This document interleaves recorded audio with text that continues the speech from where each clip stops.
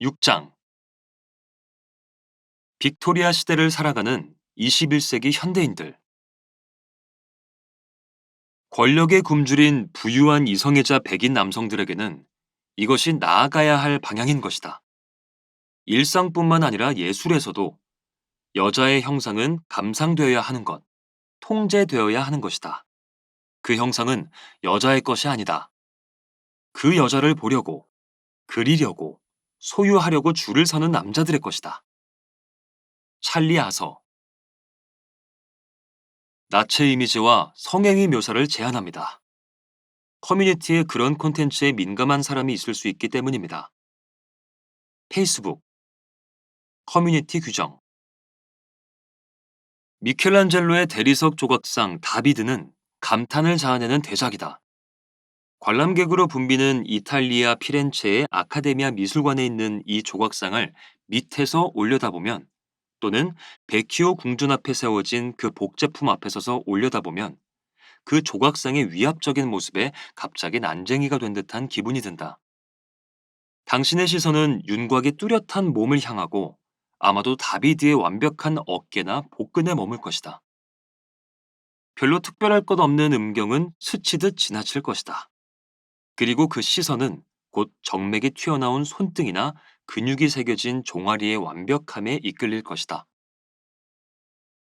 젊은 시절의 미켈란젤로가 완성하는 데 2년이 넘는 시간을 들인 이 조각상은 처음에 1504년 피렌체 시청 입구 바깥쪽에 설치되었다. 일부 역사가들의 말에 따르면 지방 당국은 그 즉시 다비드의 음경을 황금색 나뭇잎을 엮어 만든 가리개로 덮었다고 한다. 그로부터 40년이 채 지나기 전에 가톨릭 교회에는 미켈란젤로의 유명한 프레스코화 최후의 심판 검열에 나섰고, 결국 미켈란젤로의 사후에는 트리엔트 공회의의 승인을 받아 다니엘 다 볼테라를 고용해 그림 속 남자들의 음경에 페인트를 덧칠해 모두 가리게 했다. 이것이 곧 무화과 잎 캠페인의 신호탄이 된다.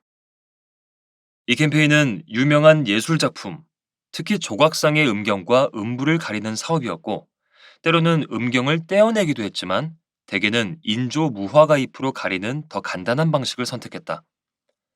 무화과 잎을 사용한 이유는 기독교 성서의 창세기에 아담과 이브가 무화과 잎으로 음경과 음부를 가린 것에서 착안한 것이다.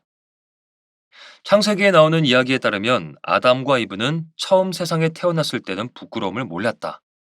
오히려 그들은 금지된 과일을 먹고 난 뒤에야 자신들이 벌거벗었다는 사실을 깨닫게 된다. 이에 그들의 눈이 밝아져 자기들이 벗은 줄을 알고 무화과 나무 잎을 엮어 치마로 삼았더라.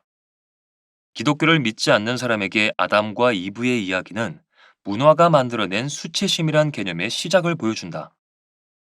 이 설화에 대한 해석은 대부분 이 이야기가 기독교 신자에게 자신의 몸을 부끄럽게 여기고 나체를 보여주는 것을 죄악시하도록 교육하는 역할을 한다고 주장한다. 1873년 피렌체의 다비드 조각상을 찍은 초기 사진들에는 무화과 잎이 나온다. 1857년 이탈리아 토스카나 대공이 영국 빅토리아 여왕에게 선물한 복제품은 현재 런던 빅토리아 앨버트 박물관에 전시되어 있는데, 무엇보다 빅토리아 여왕을 비롯해 감상하는 여자 귀족들이 얼굴을 붉혀야 하는 일이 생기지 않도록 석고 무화과 잎을 붙였다. 그로부터 시간이 많이 흐른 근대에 들어와서도 미국 캘리포니아주, 호주 시드니, 이스라엘 예루살렘처럼 아주 멀리 떨어진 곳에서조차 다비드 조각상과 그 조각상의 그림이나 사진은 가리개를 하고 있다. 불쌍한 다비드는 지난 수세기 동안 수없이 검열을 당하는 모욕을 감내해야 했다.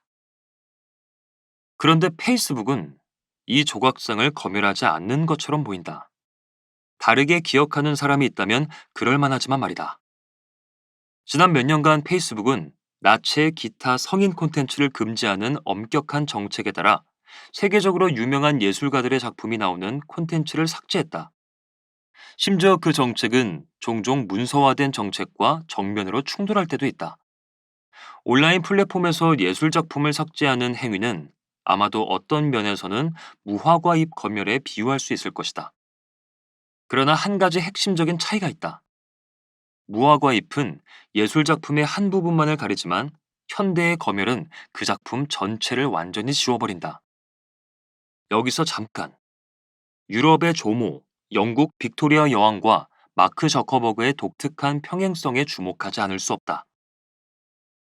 빅토리아 시대에 만연했던 검열과 고상한치 않은 도덕과는 한 여성이 자신의 재위 기간 중에 제정한 법이 빚어낸 결과물도 아니었고, 그 여성의 성향이 빚어낸 결과물도 아니었다. 그 시대의 도덕관을 빅토리아 여왕이 정립했다고 오해받듯이 마크 저커버그에게도 같은 논리를 적용할 수 있을 것이다. 우리는 저커버그의 어린아이 같은 내숭이 현재 페이스북 사용자들이 정전으로 여기고 다른 기업의 간부들이 모방하는 페이스북 커뮤니티 규정을 빚어냈다고 오해하고 있는 것일 수 있다. 다비드가 페이스북에서 아직 삭제되지 않고 있는 것은 문자 그대로 그 규정에서 합법적인 나체 표현으로 인정받았고, 그 사실이 커뮤니티 규정에 기록되어 있기 때문이다. 2011년 페이스북의 첫 커뮤니티 규정은 이렇게 명시하고 있다. 페이스북은 포르노 콘텐츠와 아동이 나오는 노골적인 성적 콘텐츠의 공유를 엄격하게 제한한다. 또한 우리는 나체 이미지에 제한을 가한다. 우리는 사람들이 자신에게 개인적으로 중요한 콘텐츠를 공유할 권리를 존중하려고 노력한다. 그 콘텐츠는 미켈란젤로의 다비드와 같은 조각상의 사진일 수도 있고, 모유 수유 장면이 찍힌 가족 사진일 수도 있다. 이 첫 커뮤니티 규정에서 이 조각상을 콕 집어 예로 들었기 때문에 이 작품은 콘텐츠 관리자들의 검열에서 무사할 수 있었다. 콘텐츠 관리자들은 당연히 이 조각상의 이미지를 떠올리도록 교육도 받았을 것이다. 그러나 다른 예술 작품은 그렇게까지 운이 좋지 않았다. 2011년 뉴욕 아카데미 오브 아트의 이사는 본교의 페이스북 페이지에 콘텐츠 업로드 권한이 7일 동안 중지된다는 엄중한 경고를 받고 깜짝 놀랐다. 그런 조치를 당한 이유는 그 학교의 대학원생인 스티븐 아사엘이 펜으로 그린 여성의 상반신 누드화를 올렸고, 그것이 페이스북의 규정을 위반했다는 것이었다. 페이스북이 학교 측에 보낸 메시지는 페이스북의 규정이 우리 사이트를 이용하는 많은 아동을 비롯해 모든 사용자에게 안전하고 신뢰할 수 있는 공간이 되도록 확실하게 보호하는 것을 목적으로 한다고 밝혔다. 아카데미 오브 아트는 이 사실을 본교 블로그에 게시했고, 우리가 세상과 공유하는 예술 작품에 대해 페이스북이 최종 심판관, 그리고 온라인 큐레이터 노릇을 한다는 사실을 받아들이기 힘들다고 썼다.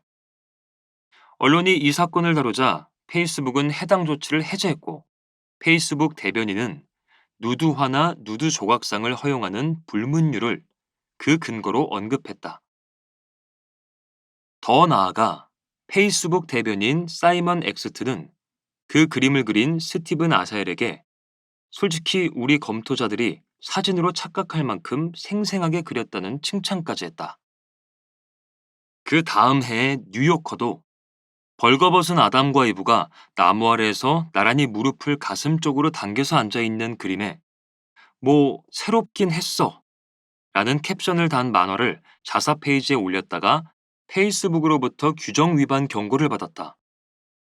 그림 속 인물들의 유두는 문자 그대로 점에 불과했지만 페이스북은 그 만화가 성적인 콘텐츠에 관한 자사의 규정을 위반했다면서 뉴요커의 계정을 임시로 정지시켰다. 뉴요커의 카툰란 편집자 로버트 맨코프는 이 사건을 가리켜 니플게이트라고 불렀다. 이 사건을 다룬 기사에서 그는 오남용 규정 위반이라는 제목의 페이스북 교육 지침서를 인용했다. 같은 해 2월에 페이스북의 하청업체이자 인력 제공 서비스 업체인 오데스크의 모로코 출신 직원이 고커를 통해 유출한 문서였다. 해당 지침서에는 콘텐츠 관리자가 심사하는 모든 유형의 콘텐츠에 대한 내부 지침이 나와 있다. 성과 노출이라는 항목에는 여기에 예로 든 것 외에도 10개 정도의 금지 사항들이 나열되어 있다. 성기 노출. 여기에는 여성의 유두 윤곽이 드러나는 것과 엉덩이 골이 그대로 드러나는 것이 포함된다. 남성의 유두는 노출되어도 괜찮다.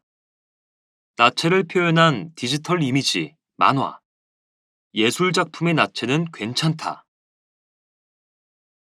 뉴요커의 만화를 심사한 콘텐츠 관리자는 12개나 되는 글머리표의 내용을 일일이 확인해야 했을 것이고, 각 글머리표마다 서너 가지 금지 또는 허용 사항이 나온다. 콘텐츠 관리자는 해당 만화가 규정을 위반했는지 판단하기 위해 이런 항목을 재빨리 훑어나가야 한다. 이 목록은 나체를 표현한 만화를 명시적으로 금지하지만 작은 점 두 개가 과연 여성의 유두 윤곽이 드러나는 것에 해당할까? 맹코프는 그렇지 않다고 생각했고 페이스북도 동의했다. 페이스북은 뉴요커에 대한 정지 조치를 해제했다. 애나는 페이스북의 커뮤니티 운영팀 직원으로 오래 일했고 현재는 페이스북을 떠났다. 그녀는 내게 정책팀이 더 세밀한 부분까지 반영하려고 노력하지만 지난 10년 중 첫 5년 동안 그들이 내린 많은 판단이 그녀의 말을 빌리자면 멍청했다. 교육 지침서는 더 신경 써서 만들어야 한다고 그녀는 내게 말했다. 하지만 그런 것에는 거의 시간을 들이지 않아요. 커뮤니티 운영은 영구적인 혼란 상태에서 돌아가는 팀이라고 보면 돼요. 뉴욕 아카데미 오브 아트 사례가 그 후로 나체를 표현한 예술작품에 대한 검열을 막는 선례가 되었어야 하지만 페이스북을 비롯한 플랫폼들은 법원처럼 일하지 않는다. 판례법이라는 것이 존재하지 않으며 견제와 균형의 원리가 적용되지도 않았고 최근까지도 적법 절차 원칙도 지키지 않았다. 제 기능을 하는 민주주의 체제에서와 달리 판사가 지명되는 것도 아니고 투표로 선출되는 것도 아니다. 검열 절차에는 고과를 묻는 시스템이 없으며 그렇기 때문에 같은 이미지라도 어떤 사용자가 게시하면 제재를 받지만 다른 사용자가 게시하면 아무런 제재를 받지 않을 수도 있다. 2011년 한 덴마크 화가가 귀스타브 쿠르베의 대표작 세상의 기원을 게시했다는 이유로 페이스북 계정이 폐쇄되었다는 기사가 르몽드에 실렸다. 세상의 기원에는 여성의 풍만한 하반신이 그려져 있고 그 여성은 다리를 살짝 벌리고 있어서 음모 아래로 음순이 살짝 보인다. 아마도 그 그림을 부적절하다고 판단했을 빅토리아 여왕이나 교회와 마찬가지로 페이스북 또한 계속해서 그 그림이 부적절하다고 판단했고 많은 사용자가 그 그림을 게시한 후 계정이 정지되었다고 말했다. 파리에서 교사로 일하는 프레데릭 듀랑바이사는 쿠르베의 작품 게시를 금지하는 것은 명백한 월권 행위라고 생각했다. 덴마크 화가가 했듯이 그도 세상의 기원의 디지털 세계에서의 존재감을 높이기로 했고 그로 인해 페이스북에서 영구적으로 추방당했다. 초등학교 교사인 듀랑바이사는 이 사건을 법정으로 가져갔다. 그는 페이스북이 검열 활동을 하고 있다고 주장하면서 페이스북을 상대로 자신의 계정을 복구하고 2만 유로의 손해배상금을 지급할 것을 요구했다. 이 사건의 판결이 나오기까지 7년이 걸렸고 프랑스 법원은 페이스북이 그의 계정을 아무런 공지 없이 폐쇄한 것은 서비스 약관상 의무를 다하지 않은 것이라고 판시했지만 듀랑바이사는 법원이 페이스북의 게시물 삭제 행위가 자신의 표현의 자유를 침해했는지에 대해서는 침묵했다며 유감을 표명했다. 2017년 이 사건의 판결이 나오기 1년 전 성행위나 나체를 표현한 예술작품의 처리에 대한 페이스북 규정을 담은 문건 여러 개가 유출되었다. 그 문건들은 이런 콘텐츠를 판단하는 일관된 규정을 세우려면 고기에 가까운 정신활동이 필요하다는 것을 보여주었다. 내부적으로 페이스북은 수공작품과 디지털 작품을 구별했으며 수공작품에서 나체나 성행위를 표현하는 것은 허용한 반면 디지털 작품에서는 나체 표현만 허용하고 성행위를 표현하는 것은 금지했으며 성기는 윤곽 노출만을 허용했다. 문건 유출 사건으로 페이스북 규정이 서로 모순된다는 사실이 마침내 만천하에 드러났다.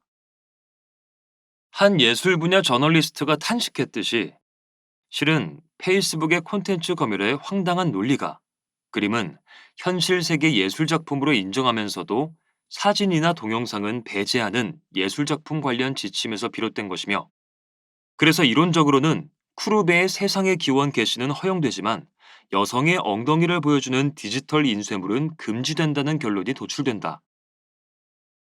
듀랑 바이사가 소송을 제기한 때부터 판결을 받기 전까지 페이스북은 어느 정도 예술성이 인정되는 나체의 표현을 명시적으로 허용하도록 커뮤니티 규정을 수정했다.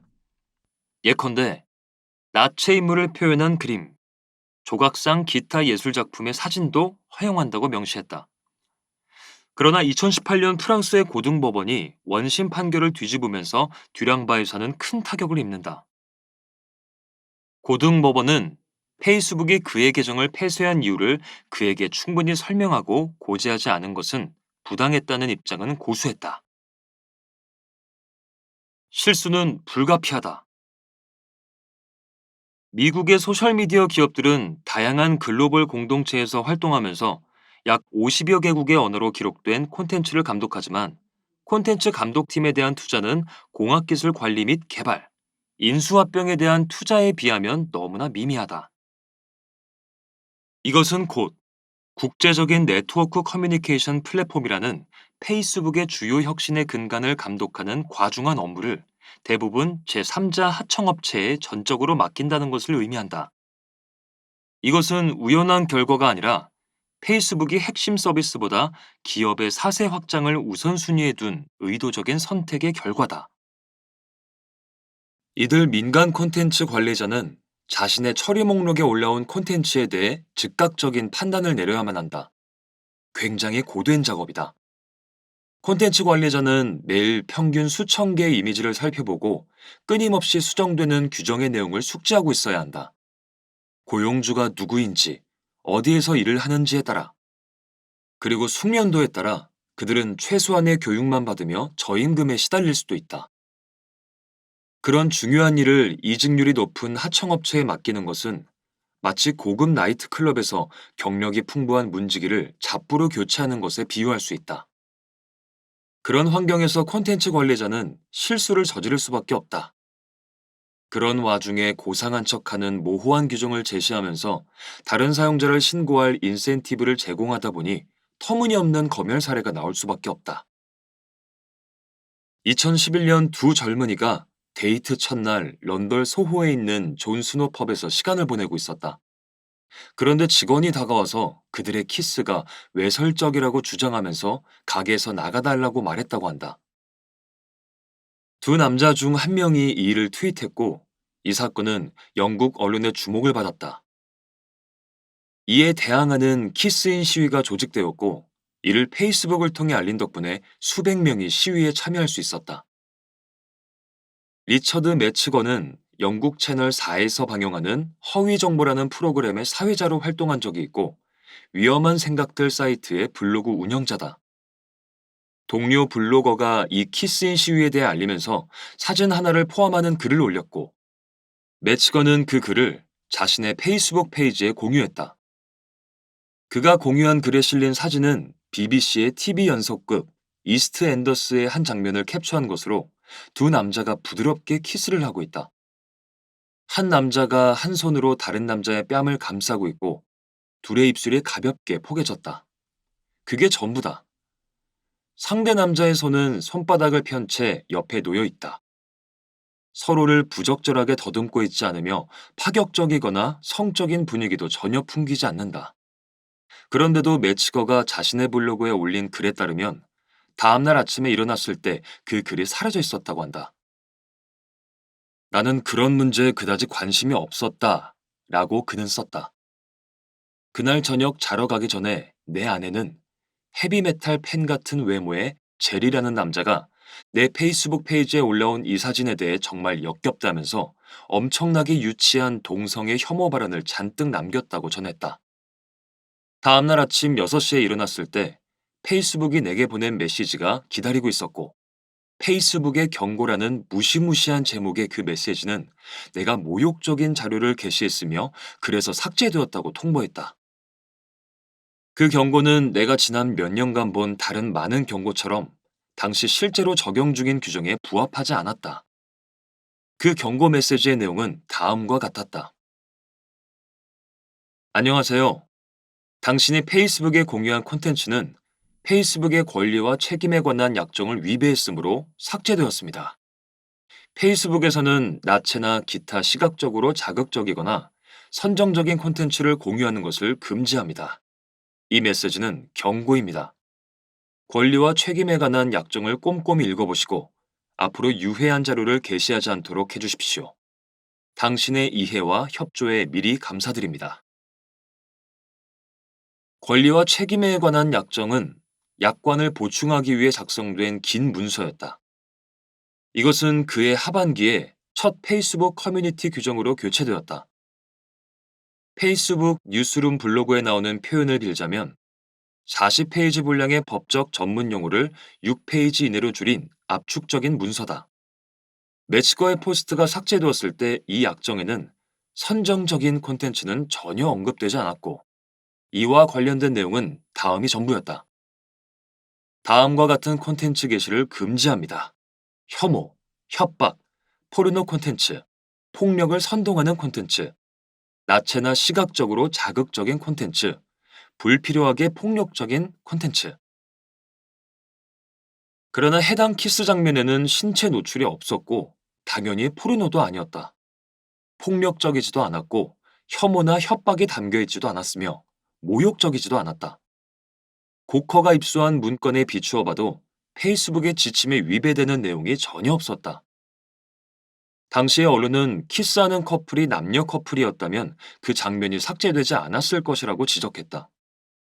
문화 블로그 보잉보잉과의 인터뷰에서 매치건은 페이스북이 동성애 혐오주의자는 아닐 거라고 믿는다고 밝혔지만 페이스북의 커뮤니티 감독 시스템은 비난받아야 한다고 말했다. 생각하면 할수록 이 사소한 검열 행위가 점점 더 신경이 쓰였어요. 라고 그는 말했다. 너무 편협해 보였으니까요. 페이스북이 왜 그런 무해한 사진을 삭제했는지 이해가 안 됐고 또 그 젤이라는 작자가 시끄럽게 징징거린 것만으로 내 페이지에서 뭔가가 삭제되었다는 사실에 화가 났어요. 무슨 일이 벌어졌는지에 대한 그의 직감은 아마도 정확할 것이다. 동성애를 혐오하는 제리가 아마도 그 콘텐츠를 신고했을 것이다. 당시에 그의 화면에는 친구 맺기 취소 선택지, 즉 매치거를 차단하는 버튼이 있었을 것이고 그 버튼을 클릭하면 그 콘텐츠가 부적절한 페이지 게시물이라고 신고할 수 있는 항목도 있었을 것이다. 부적절한 게시물이라고 신고하면 그 다음 화면으로 넘어가서 이 게시물을 가장 잘 설명하는 것은? 이라는 질문과 함께 5가지 보기가 주어졌을 것이다. 그 중 하나가 나체, 포르노, 노골적인 성적 콘텐츠였을 것이다. 제리는 아마도 그 보기를 클릭했을 것이고 사람인 콘텐츠 관리자에게 신고가 접수되었을 것이다. 우리가 이미 살펴봤듯이 당시 대중에게 공지된 규정은 콘텐츠를 신고했을 때 주어지는 보기와 매치거가 받은 해명, 2가지 모두와 상당히 달랐다. 오직 매치거가 받은 해명에서만 선정적인 콘텐츠라는 표현이 나온다. 그리고 앞서 살펴봤듯이 콘텐츠 관리자는 그 규정을 완전히 다른 관점에서 해석하고 있을 수도 있다. 뉴욕 아카데미 오브 아트와 뉴요커 사례와 마찬가지로 매치거는 그의 사회적 지위 덕분에 언론의 주목을 끌 수 있었다. 결국 페이스북은 키스하는 장면의 사진을 복구했고 대중적인 게이 블로그에 게재한 성명서를 통해 불편을 끼친 것에 대해 사과했으며 그 사진의 삭제 결정은 실수였다고 밝혔다. 그러나 그동안 지나치게 열정이 넘치는 콘텐츠 관리자에게 희생된 콘텐츠는 그야말로 너무나도 평범해서 검열하는 것이 황당하게 느껴지는 모유수유하는 장면부터 은문처럼 보이게 만든 컵케이크 아이싱, 선사시대 비너스 조각상과 16세기 포세이돈 조각상, 팝 아트 예술가 에블린 악셀의 1964년작 아이스크림, 코펜하겐의 명소 인어공주 조각상, 그리고 코퍼턴 자외선 차단제의 고전 광고 패러디 영상에 이르기까지 다양했다. 최근 사례 중에 내가 기억하는 가장 비논리적이고 역설적인 소셜미디어 희생양은 캐나다의 젊은 시인 루피 카우르의 작품이다. 그녀는 자신의 창작물을 인스타그램에 공유하면서 유명해졌다. 카우르가 쓴 시의 주제는 보통 폭력, 여성성, 자기 돌봄 등이다. 2015년 학부 마지막 과제로 카오르는 생리에 관한 금기를 다룬 시를 썼고, 생리혈이 묻은 옷과 이불을 보여주는 사진 여러 장을 그 시와 함께 올렸다. 그녀의 이런 행보에 온라인 커뮤니티는 지지를 보였지만 하루 만에 그 사진들은 신고되고 삭제되었다. 2016년 캐나다 공영방송인 CBC와의 인터뷰에서 카오르는 탄식했다. 도대체 누가? 그 사람도 자궁에서 태어난 인간일 텐데 어떻게 거기 앉아서 이게 안전하지 않다고 생각할 수 있죠? 인스타그램은 그러니까 때로는 정말이지 포르노와 무식함 그 자체여서 너무나 끔찍하고 위험한 이미지로 가득하잖아요. 그런데도 제 사진이 위험하다고 말하는 건가요? 카오르는 그 사진들을 다시 올렸지만 8시간 만에 또다시 삭제되었다. 그녀는 자신이 인스타그램 측으로부터 받은 메시지를 캡처해서 팔로워들에게 공유하며 분노에 찬 글을 남겼다. 인스타그램 관계자 여러분, 내 작품이 비판하고자 했던 바로 그런 반응을 보여줘서 참 고맙군요.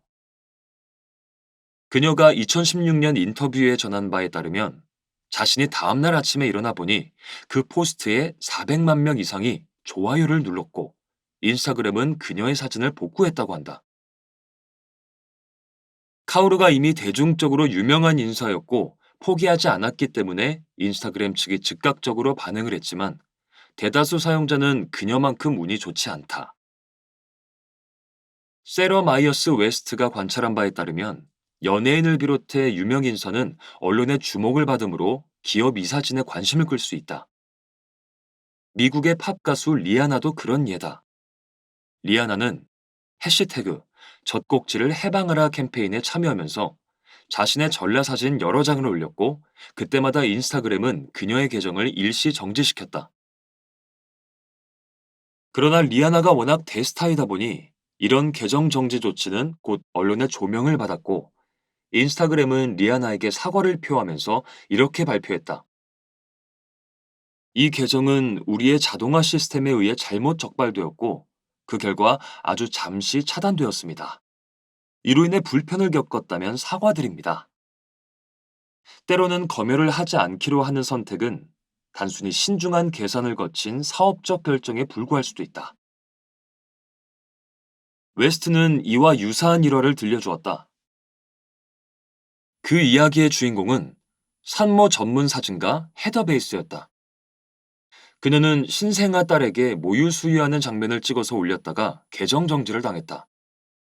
베이스에게는 처음에 이 문제에 대해 인스타그램에 관심을 끌 수 있는 공공 플랫폼이 없었다. 그녀는 다른 소셜미디어 계정으로 이 문제를 공론화하고 이 문제가 어느 정도 세간의 주목을 받고 난 후에야 인스타그램 계정을 되찾을 수 있었다. 이런 사례들은 하나같이 그 일을 당한 피해자를 곤경에 빠뜨리지만 전부 콘텐츠 검열 절차의 오류로 인해 발생했다. 실수가 있었고 현재 대다수 기업이 제공하는 이의제기 절차를 통해 재검토될 만한 사례들이다. 여기서 제시한 사례는 대부분 해피엔딩으로 끝나지만 그것은 거의 언제나 언론이나 다른 어떤 방법으로든 사람들의 주목을 받았기 때문에 가능한 일이었다. 대다수 사용자에게는 웨스트의 지적대로 그런 해결 통로가 주어지지 않는다. 사용자가 기존의 통로를 통해 업체에게 책임을 물을 수 있는 방법이 거의 없다. 많은 소셜미디어 플랫폼이 콘텐츠를 삭제당한 사용자가 이의를 제기할 수 있는 양식과 절차를 마련했지만 사용자는 그런 절차에 대해 알지 못하거나 이의를 제기하더라도 콘텐츠가 복구되는 경우는 거의 없었다고 말한다. 실제로 현재 이의 제기 절차가 마련된 경우가 많아졌지만 그런 절차는 단기간에 검토 작업을 끝내야 하는 동일한 민간 콘텐츠 관리자 집단이 담당하며 게다가 복구를 위한 효율적인 방법이 아닐 때가 많다. 케이트 클로닉은 트위터 계정을 정지당하는 경험을 한 후 이렇게 적었다. 신기술이 아무리 반짝거리고 좋아 보여도 계정 정지나 삭제된 게시물을 복구할 때는 대체로 옛날 방식이 잘 먹힌다. 명성, 권력, 인맥을 동원하면 된다. 특권층에는 유리한 반면 테크 기업이나 정부 기관에 아는 사람이 없고 팔로워가 10만 명이 넘는 인플루언서인 지인이 없는 일반 사용자에게는 불리한 불공정한 시스템이다. 뉴요커, 매치거, 카오루, 그리고 여러 사람은 운이 좋은 편에 속했음에도 페이스북이 내숭을 떠는 것에 비판을 가했고 그들의 비판에는 일리가 있다. 앞서 살펴본 모든 사례에서는 개인의 편견이 잘못된 검열로 이어진 것처럼 보인다. 클로닉이 구체적으로 정리했듯이 콘텐츠 관리자는 각각 나름의 선입견이 있고 문화적 배경이 따른 기호가 있다. 초창기의 페이스북은 콘텐츠 관리자에게 강도 높은 대면 교육을 통해 편견이 개입하는 것을 줄이려고 노력했다. 변호사인 클로닉은 콘텐츠 관리자가 규정을 적용하는 데 있어 문화적 편견이나 정서적 반응에 영향을 받지 않도록 교육하는 것은 변호사나 판사를 교육하는 것이나 마찬가지라고 지적했다. 콘텐츠 관리자가 청교도적인 배경을 지니고 있기 때문이든 기업의 내부 규정과 지침이 모호해 서이든 콘텐츠 검열 과정에서 개인의 선입견을 극복하기는 매우 어렵다. 기업은 직원을 채용할 때 그들의 정치적 성향이나 가치관에 대해 물을 수 없고 사용자가 특정 오류가 왜 발생했는지 이해하는 데 도움이 되는 정보를 공유할 수 있는 것도 아니다. 다만 기업은 내부 지침이 대중에게 공개된 규정과 일관성을 유지하도록 신중을 기하고 콘텐츠 관리자의 교육 과정과 내용을 더 투명하게 공개하며 규정을 위반했다고 판단된 사례에서 거짓 양성 비율이 얼마나 되는지 각 항목별로 그 데이터를 발표할 수 있을 것이다. 검열과 감수성. 많은 사용자가 페이스북이 동성 커플의 키스 장면이나 여성의 생리혈 사진을 검열한 것에 대해 지나친 대응이었다고 여기지만 페이스북 등 플랫폼 기업들의 입장에서는 성 정체성과 인간의 신체 부위에 대한 판단에 미국적 가치관을 적용한 것에 불과할 수도 있다. 코트니 디모는 소셜미디어의 시대에 자랐다. 캐나다 서부 지역 출신인 그녀는 웹앱 회사에서 일하면서 가끔 프리랜서로 글을 쓰던 20대 초반에 자신이 트랜스젠더라는 사실을 공개적으로 밝혔다. 나와 영상통화로 인터뷰하면서 그녀는 어느 날 오후의 일을 떠올렸다. 그녀는 마당에서 상의를 탈의한 채 일광욕을 즐기고 있었다. 그때 그녀의 룸메이트 중 한 명이 농담 반 진담 반으로 이렇게 말했다. 이제 여자가 되기로 했으니 내가 네 젖꼭지를 보지 못하게 해야 하는 거 아냐? 지금은 유명해진 매셔블의 기고문에서 디모는 이 사건이 자신의 머릿속에 얼마나 강렬하게 각인되었는지에 대해 썼다. 이전에는 느끼지 않았던 자신의 몸에 대한 수치심을 느끼게 되었다는 것이다. 사람들이 나를 계속 여자로 보기 시작하면서 공공장소에서 상반신을 완전히 노출하고도 편안히 지낼 수 있는 특권이 영원히 사라졌다고 그녀는 적었다. 여자의 몸을 성애화하고 검열하는 것은 결코 새로운 현상이 아니다. 이른바 서구 사회에서는 대부분 아주 어릴 때부터 나체를 성과 연결시킨다. 우리는 벌거벗은 몸은 사적인 영역에 머물러야 한다고 믿는다. 우리는 옷을 벗어도 좋은 장소는 집 안이나 혼자 있는 공간뿐이며 배우자와 있을 때나 경우에 따라서는 가족 구성원이 있을 때에만 예외적으로 허용된다고 배운다. 그것이 맥주 광고에 등장하는 여자이건 해변에서 비키니를 입은 여자이건 피부가 밖으로 노출되는 순간 그런 피부 노출은 성애화되곤 한다. 미국에서 반라의 여자 몸을 봤다면 그 몸은 거의 언제나 뭔가를 파는 데 이용되고 있다. 그런데 모든 지역이 그렇게 생각하는 것은 아니다. 예를 들어 독일의 FKK 지역에서는 사우나, 공원, 호수 같은 장소에서 그리고 연례 행사인 크리스토퍼 스트리트데이 행진을 할 때 등 공공장소에서 신체를 노출하는 것이 허용되는 경우들이 있다. 상반신을 노출한 여자의 성애화된 그러나 여전히 지나치게 선정적이지는 않은 사진이 실린 달력이 가게에 버젓이 걸려 있고 심지어 아이의 눈이 닿는 곳에 걸려 있을 때도 있다. 베를린의 일부 나이트클럽에서는 남자와 여자가 오로지 신발만 신은 채로 춤을 춘다. 몸은 때로는 성별에 상관없이 그냥 몸으로 받아들여지기도 한다. 그러나 인스타그램에서는 그렇지 않았다. 디모는 사람들의 자신의 변화하는 몸을 어떻게 받아들일지가 궁금해져서 작은 실험을 시작하기로 했다. 우리는 사진을 찍고 매셔블 기사를 썼어요. 그리고 나는 어떤 일이 벌어지고 있는지 되도록 규칙적으로 기록하기로 했어요.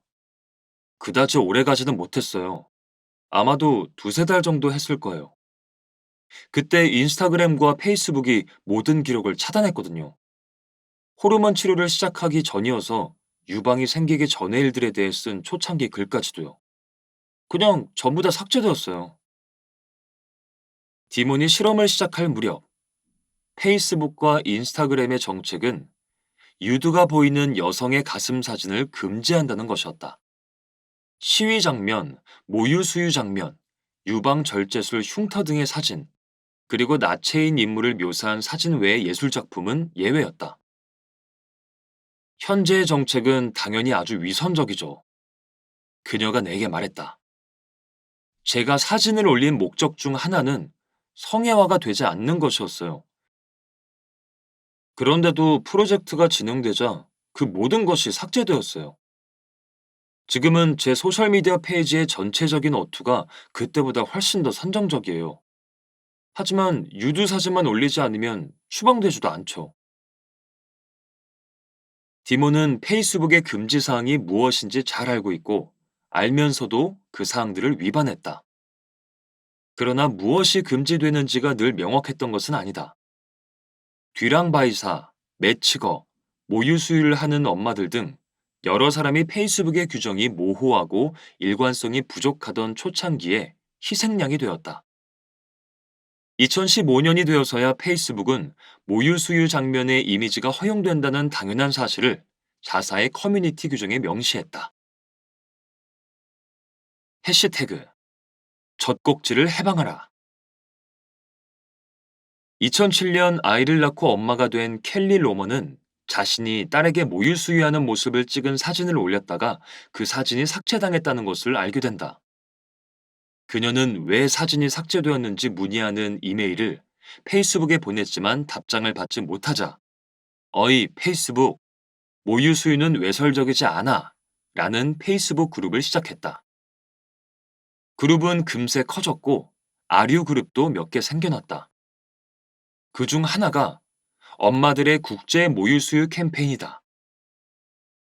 로먼은 또한 페이스북 규정에 반대하는 시위도 조직했고 시위 소식은 뉴욕타임즈에도 보도되었다.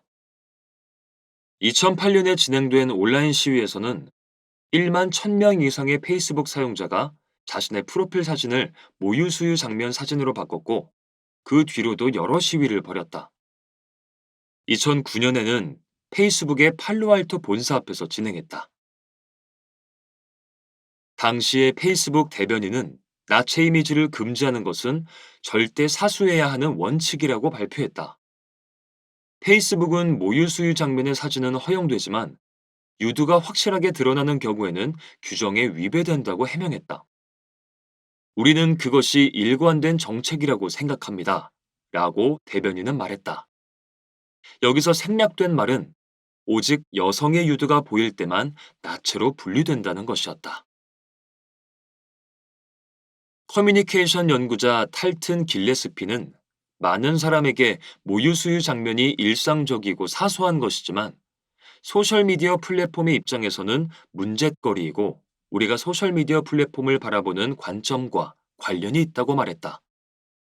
그는 이 논리를 확장해서 모유 수유 장면에 관한 논쟁이 페이스북이 나체 이미지에 대해 상대적으로 더 엄격한 규정을 적용하는 것에 대한 일련의 질문들과 관련이 있다고 지적했다. 예컨대 그런 규정에 대한 합리적인 예외는 무엇인가?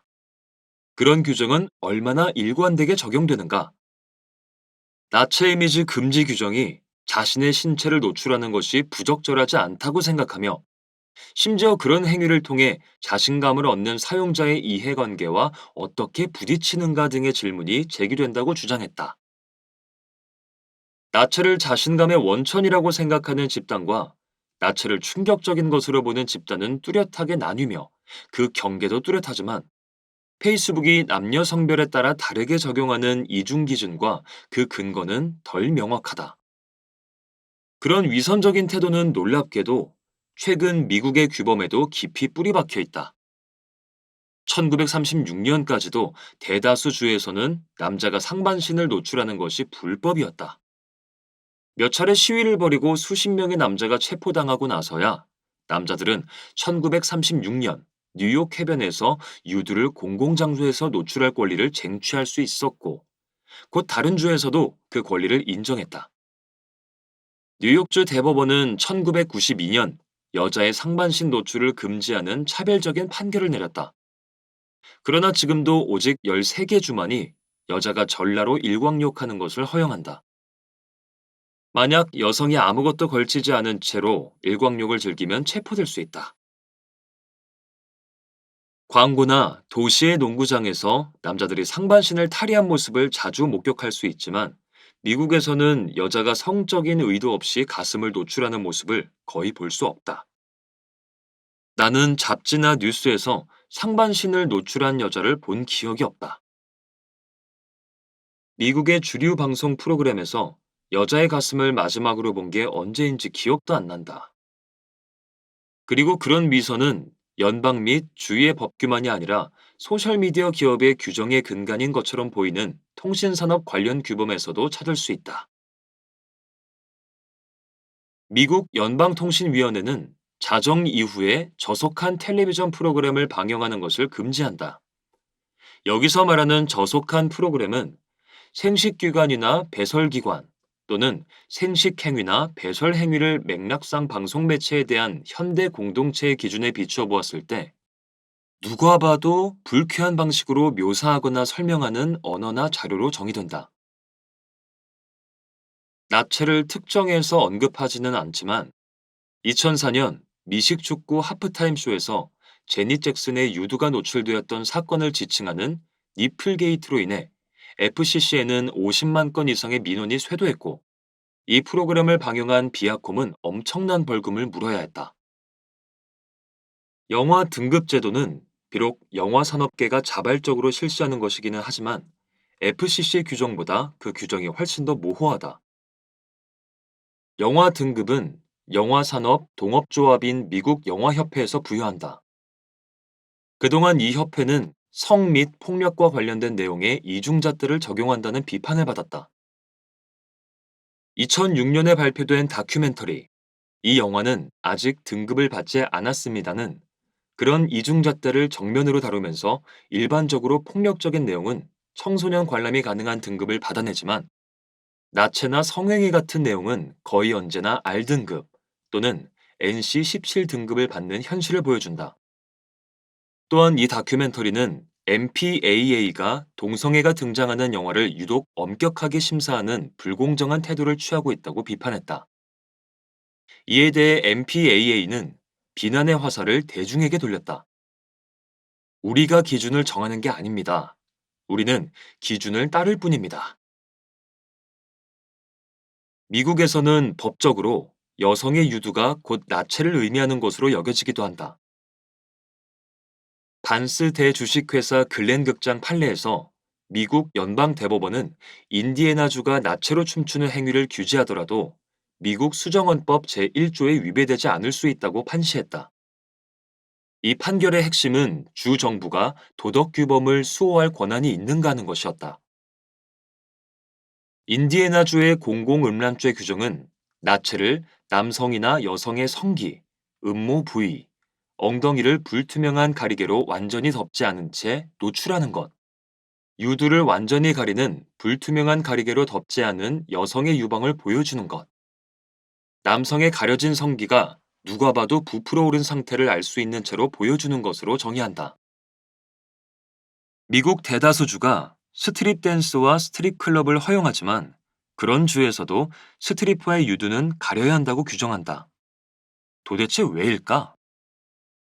인류학자인 주디스 한나는 자신의 책 벌거벗은 진실, 스트립 클럽, 민주주의, 그리고 기독교인의 권리에서 남성의 유두가 아닌 오직 여성의 유두를 가리는 데에만 집착하는 현상은 미국 특유의 청교도 정신에서 비롯되었다고 주장한다.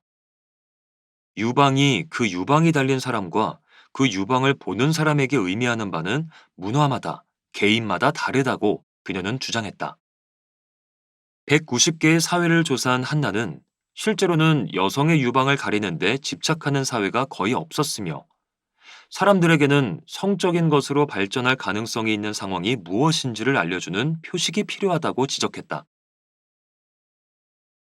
모든 소셜미디어 기업의 발상지인 캘리포니아주는 이 문제에 대해 특히 피부 노출에 대해 상대적으로 자유주의적인 태도를 보인다. 캘리포니아주의 공공음란죄 규정은 여성이 유두를 드러내는 것을 금지하지 않는다. 또한 술을 판매하지 않는다는 조건 하에 일부 스트립 클럽에서는 전라도 허용된다.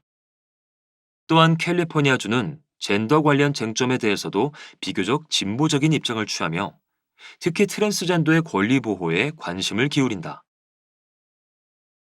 미국 최초의 퀴어 봉기의 본거지이자 미국에서 트랜스젠더임을 공개적으로 밝힌 선구적인 인물들의 보금자리인 캘리포니아주는 미국의 다른 지역에서는 훨씬 더 가혹한 처지에 놓이게 되는 트랜스젠더들에게 일종의 피난처다.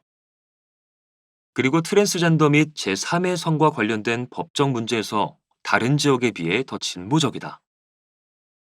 캘리포니아주는 2013년에 트랜스젠더 학생에 대한 법적 보호 장치를 최초로 명문화했다.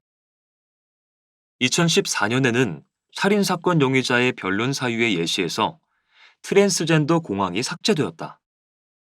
2017년에는 트랜스젠더와 제3의 성별인 사람들이 신분증의 기본 기재 사항인 법적 성별을 바꾸는 것을 허용한 소수의 주 중 하나가 되었다.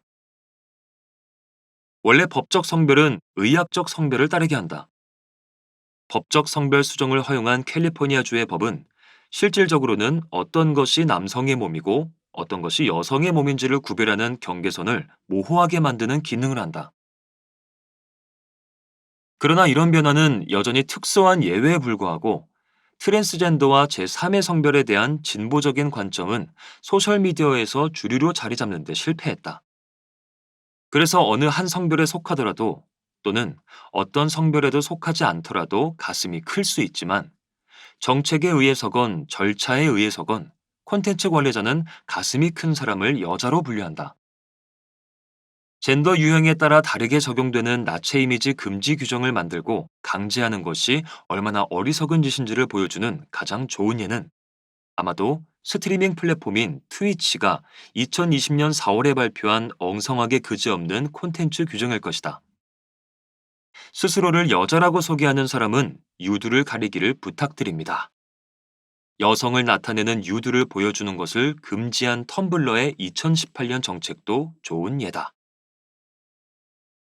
이런 트랜스젠더 개념의 무지한 규정의 아이러니는 이들 기업 다수가 퀴어를 위한 서비스를 제공하는 데 있어서 다른 문제에 대해서는 다시 한번 강조하지만 상대적으로 진보적이라는 것이다.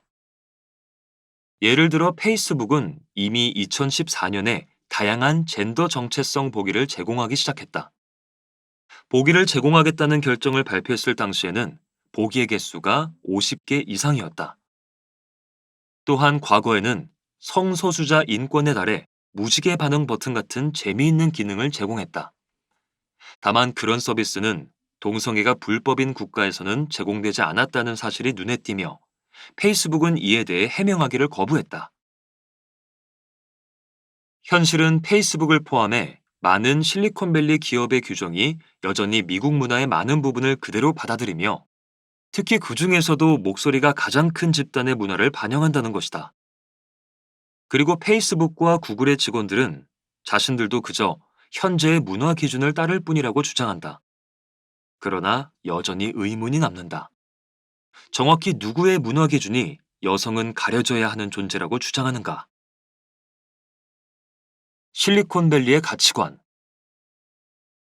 앞서 살펴보았듯이 대다수 주요 기업의 초창기 규정은 그 규정을 만드는 아주 작은 팀, 때로는 한 개인의 가치관을 반영했다.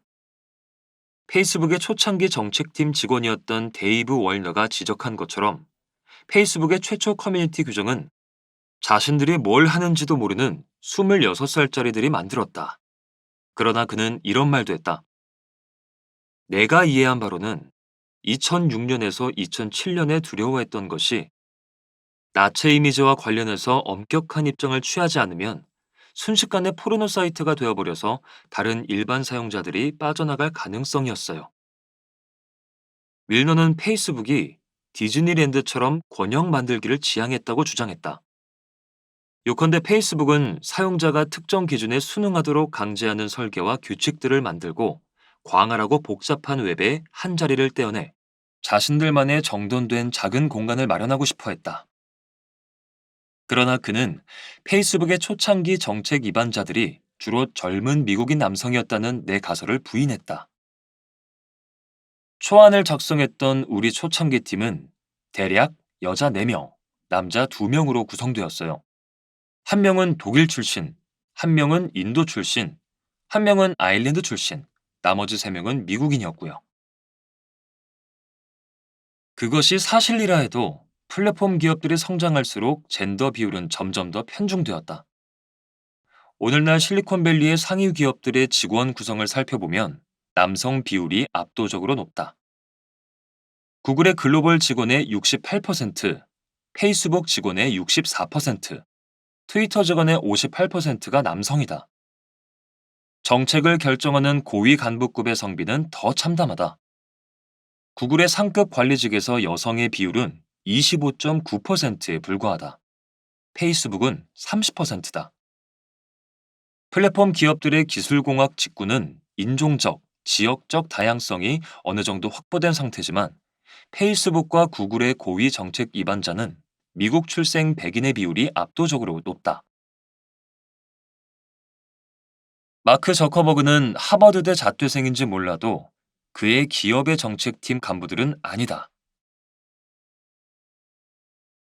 로이터 통신은 2016년 페이스북이 일련의 논란에 휩쓸렸을 때 그런 논란을 일으킨 콘텐츠 관련 결정을 한 5명의 이사진 모두 하버드대 출신이며 그중 4명은 학부와 대학원 졸업장을 모두 엘리트 기관에서 받았다고 보도했다. 마찬가지로 내가 몇 년간 연락을 주고받은 정책 위반자들의 링크드인 프로필을 보면 프린스턴, UC 버클리, 스탠퍼드 동문들이라는 것을 알 수 있다. 학회장의 복도에서 우리가 나눈 많은 대화에서는 그런 명성 높은 기관에서 교육을 받은 사람들에게 부여되는 세속성이 드러났다. 해당 로이터 기사가 지적했듯이 다양한 배경의 정책팀 직원과 중간 관리자급이 페이스북의 커뮤니티 규정 개정에 어느 정도 관여하지만 마리아가 내게 말했던 것처럼 직원들의 전문 지식이 늘 참고되거나 받아들여지는 것은 아니었다. 마치 1인 팀 같았어요. 똥이 날아오면 결국 결정권은 한 사람에게 집중되고 그 사람은 늘 최상위 간부였죠. 그녀의 말에 따르면 뭔가에 투입된 인원이 수백 명이라 하더라도 저커버그가 어느 날 잠에서 깨서 이렇게 말하는 식이죠. 이건 내 결정이었어. 따라서 전 세계 수십억 명의 사용자에게 수출되는 것은 미국적 가치관 그 자체가 아니라 아주 특정되고 한정된 인구 집단의 가치관이다. 아마도 우연은 아니겠지만 그 집단은 페이스북의 초기 사용자 집단과 동일한 집단이다. 페이스북의 엘리트 이사진이 한 세대의 사용자들의 가치관을 형성하는 정책을 만들고 있다는 것은 누가 봐도 분명한 사실이다. 그 사용자들 중에는 나체와 인간의 몸에 대해 더 느긋하고 긍정적인 문화적 배경을 지닌 사람도 많다. 따라서 이런 질문을 던지지 않을 수 없다. 페이스북이 독일이나 네덜란드에서 설립되었거나 브라질의 카야포족이나 호주의 아런다족 아니면 오히려 여자가 설립했다면 그들의 규정은 얼마나 달라졌을까? 미국에서조차 나체에 대한 사람들의 태도가 이들 기업을 설립한 남자들이 생각하는 만큼 금욕주의적이지 않다는 것을 보여주는 증거는 많다. 2019년 실시된 설문조사에서 미국인 10명 중 7명은 공공장소에서 옆자리에 앉은 여성이 모유 수유를 해도 불편하지 않다고 답했다. 2015년의 여론조사에서는 미국의 응답자 65%가 지정된 장소에서 하는 것이라면 벌거벗은 채로 일광욕을 해도 개의치 않는다고 답했다. 거의 10년 동안 나는 왜 페이스북이 그토록 많은 사용자를 분노케 하고 시위에 나서게 하고 비난을 부르는 정책을 굳이 유지하는지 궁금했다. 사우디아라비아 같은 정부에 의해 자사의 서비스 제품이 차단당하는 위험을 감수하고 싶지 않아서 그런 정책을 유지하는 걸까? 저커버그와 그의 동료 이사진은 정말로 그 정도로 순진하고 덜 성숙한 걸까? 나는 그동안 수많은 정책팀 직원들에게 질문을 했고, 대개는 답을 들을 수 없었다. 현재는 사퇴했지만 한때 페이스북의 지역사무소 소장을 지낸 사람은 내게 페이스북이 정부로부터 그 정책을 유지하도록 또는 스웨덴 정부 같은 경우는 그 정책을 폐지하도록 압박을 받았다고 말했지만 그는 정부의 압박 때문에 페이스북이 그런 정책을 고수하는 것은 아니라고 생각했다. 페이스북의 글로벌 정책 관리팀 부장 모니카 비커드는 공식적으로 그것이 안전의 문제라고 발표했다.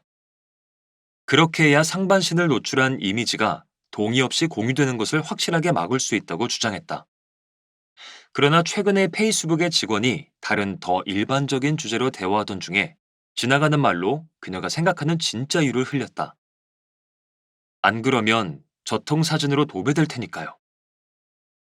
그녀는 수화기 너머로 가볍게 툭 던지듯 말했다. 여성의 몸에 대한 페이스북의 규정은 빙산의 일각에 불과하다. 페이스북의 지도부는 나체, 포르노, 섹스를 동의어로 여기는 것 같다. 주목할 점은 페이스북의 커뮤니티 규정에는 포르노라는 단어가 전혀 언급되지 않는다는 것이다. 오직 성교의 직접적인 노출과 성적인 활동이라는 표현만 나온다. 그러나 아주 최근까지도 플랫폼의 신고 도구를 사용해 콘텐츠를 신고해본 사용자에게는 이것은 나체 이미지 또는 포르노입니다와 함께 성적 흥분, 성행위, 성매매하는 사람 등이 보기로 주어졌다. 이것 또한 매우 미국적인 판단이다.